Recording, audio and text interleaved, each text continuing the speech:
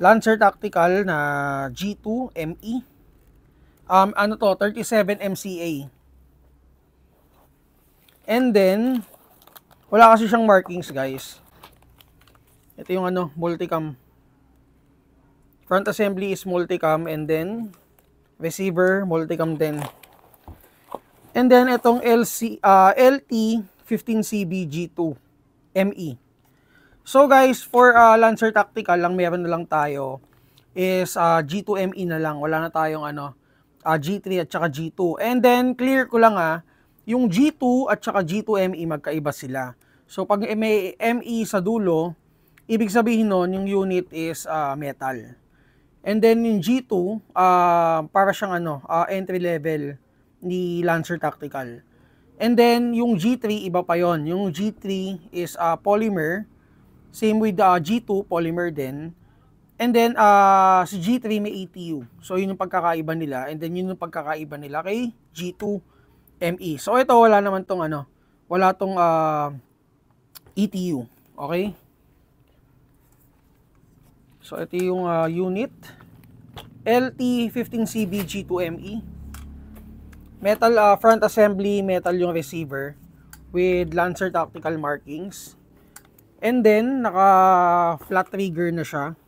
Polymer grip, naka butterfly swivel, and then naka crane stock version 1. So may kasama na rin siyang sights. Ito. Sige, lapit mo konti para makita nila yung sights.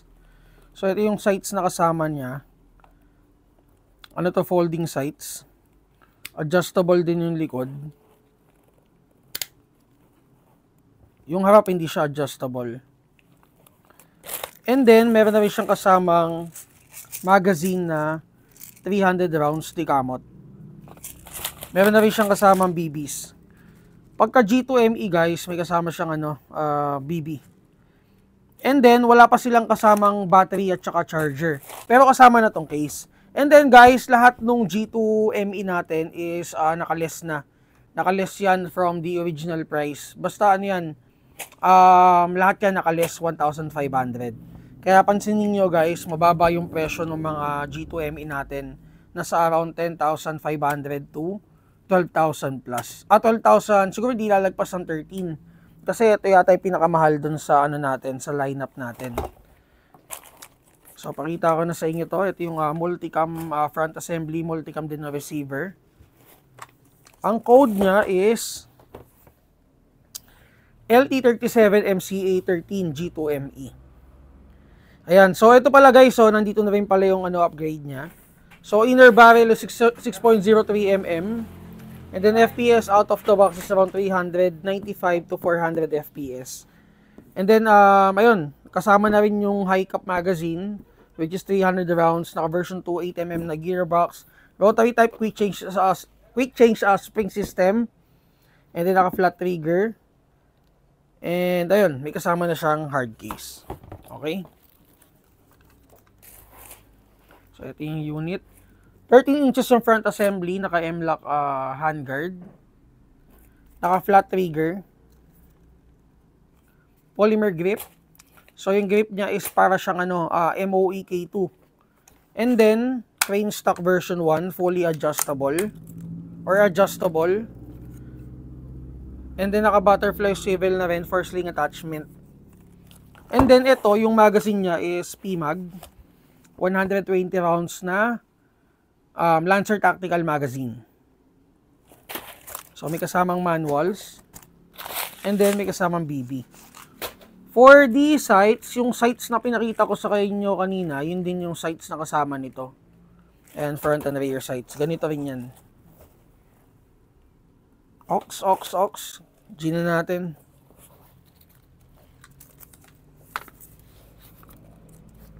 May battery na? Wala pa. Yung battery compartment niya guys, nandito sa likuran.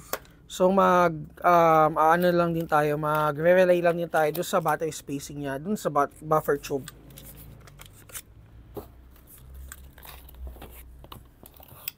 And then nakatamiya plug pa siya.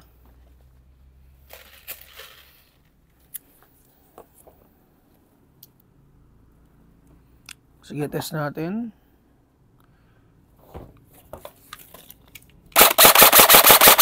For the trigger response, maganda naman yung trigger response niya kasi naka-flat trigger na siya. Pero iba pa rin syempre pag naka-ET yung unit, mabilis talaga. Gaya ni yung mga Gen 3 units natin. Sige, test natin. And kung hindi nyo naintindihan yung sinabi ko kanina guys, naka quick change spring system. So yung access ng spring nandito lang sa likuran.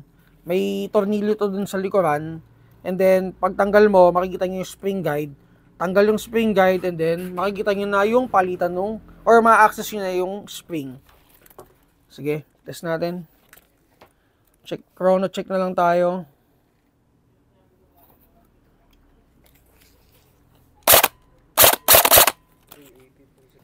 Ayan, 380, 370. Auto.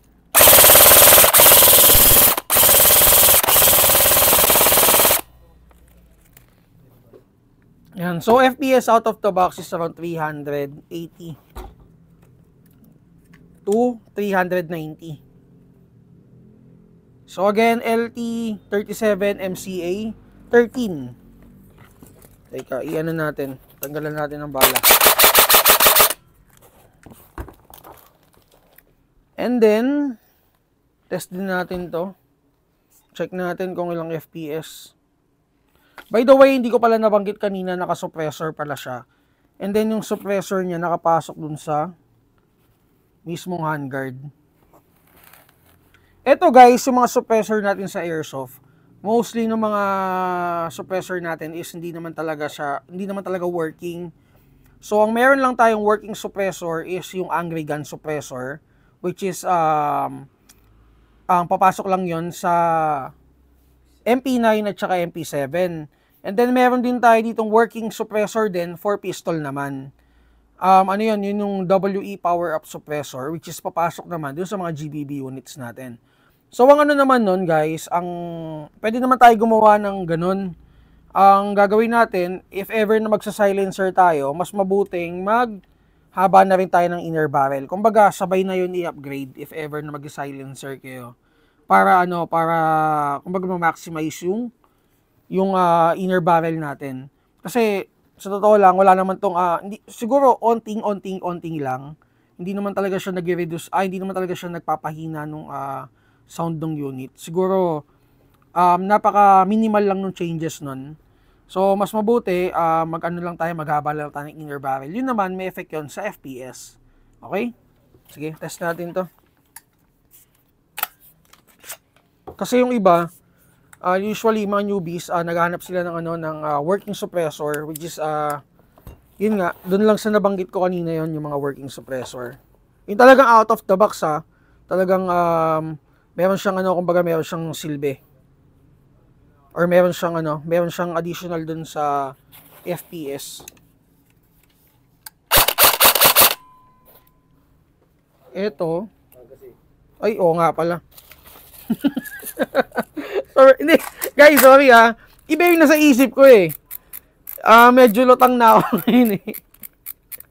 Iba, kumbaga, yung iniisip ko na yung advance na gagawin ko mamaya eh. Game. Ayan, 387.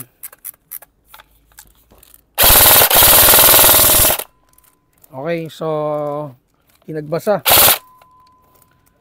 Ayan, 380 to 390. So, ganun lang lahat ng halos or mostly ng mga Lancer tactical natin. Ganun lang talaga yung FPS. Out of the box, nasa 380 to 390. Okay, so check nyo na lang to guys. LT15CBG2ME and LT37MCA13. Nasa kung wala sa budget meal to, nasa Lancer tactical folder to, dun sa EEG rifles natin. Check nyo na lang to. And ayun, isa to sa mga recommend ko guys, budget meal units to. Mukha lang siyang hindi budget meal guys. Kasi nasa marking siya ng nasa 10 plus, pero budget meal to guys kasi yung price nito is naka less 1.5 na lahat. And may kasama siyang case, BBs, accessories, and yun. So again, kung may tanong kayo guys regarding units, PM lang sa page natin, and open tayo Monday to Saturday.